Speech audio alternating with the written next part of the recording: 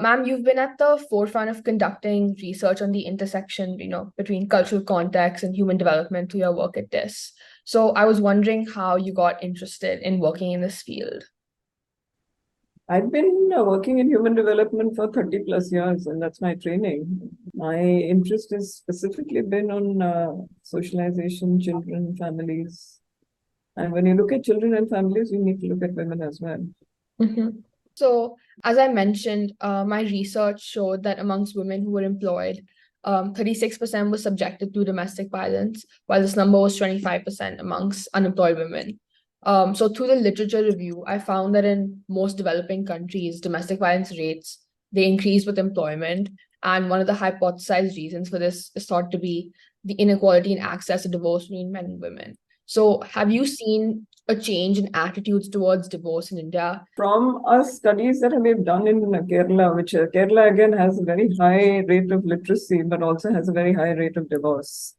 And incidentally, Kerala, many women are now filing for divorce because of issues of domestic violence. Mhm. In fact, one of the triggers for women to seek divorce is domestic violence. Mhm. And there seems to be this inverse connection between employment and domestic violence and also seeking divorce. We are also seeing that women are speaking up for themselves a lot more, which also then means that they are exposing themselves to domestic violence. It's Mhm. almost as if, once you begin to, push for something in your household, if you're seen as having the autonomy and also having some amount of economic independence, there's a likelihood for some domestic violence. Maharashtra, incidentally, is second to Kerala in terms of numbers of divorces. Mhm. Again, divorce rates is hardly an indicator, okay, because completed divorces is actually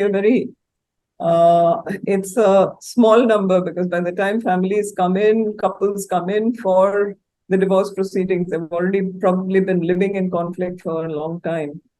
Let's also remember that the stigma of divorce is still very strong in India. Yeah. Women, especially who are seeking divorce, would think many times before they actually file for legal divorce. It Mhm. would be some trigger, precipitating factor that would be there to push them across. For example, we've got cases where women say that, their children are now grown.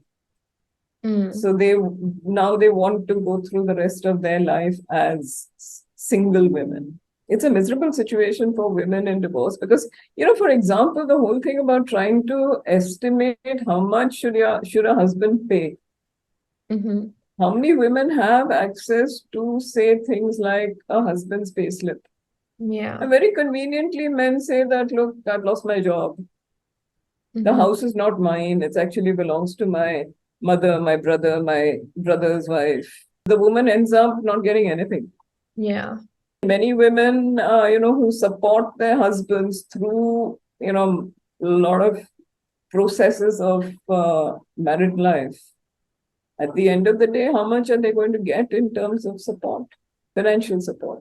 Yeah. No, that's very insightful. So, as a researcher, a woman, and someone who interacts with many who work in this field, over the last several years, what are the changes that you've heard of or seen in the incidence of gender-based violence?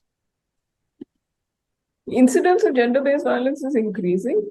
Mm-hmm. And again, the kinds of gender-based violence is also on the rise. Definitely physical violence is on the rise. But Mm-hmm. alongside, there will be aspects of economic violence, there will be emotional abuse. Mm-hmm. What comes up under cruelty, Yeah.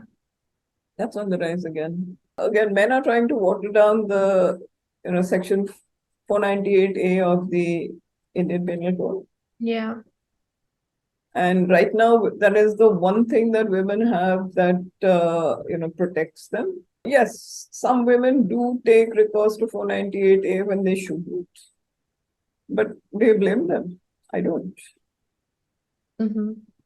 So, do you believe that, like, on top of probably an increased amount of reporting of cases, it's also an increased actual incidence? Incidents definitely more, but yes, definitely reporting has also gone up.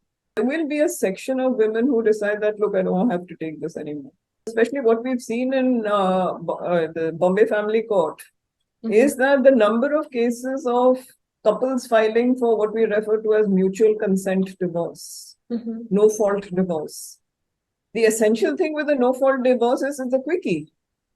But again, there are strings attached there. Very often in a no fault divorce, the woman is not going to get maintenance.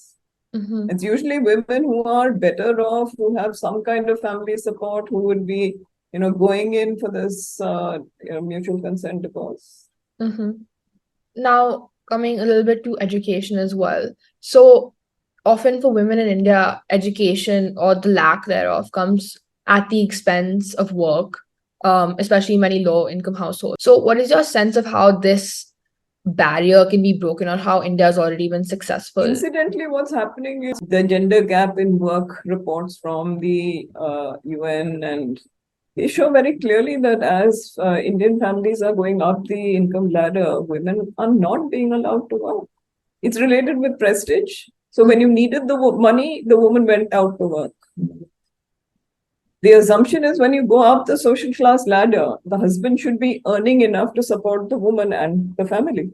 It then becomes the issue of इज्जत. बाहर जाके काम करने वक्त नाक कटती है. लोग क्या सोचेंगे? And this is especially true when you're looking at your tier 2 and tier 3 cities. So while you have many more women who are being educated, it's not translating into women who are being employed. And when women are choosing to be employed, you work, but you also come and you need to look after your house as well. The rule still feels that, look, housework is a woman's job. Childcare is a woman's job. You want to work, go and work, fine. But the rest of the things you need to do. Mhm. Lastly, how do you believe women can be encouraged to have an equal seat at the table, irrespective of their socioeconomic status? I'd say women are women's own worst enemies. Whether we realize it or not, unless we support each other, there's no going ahead. Mhm.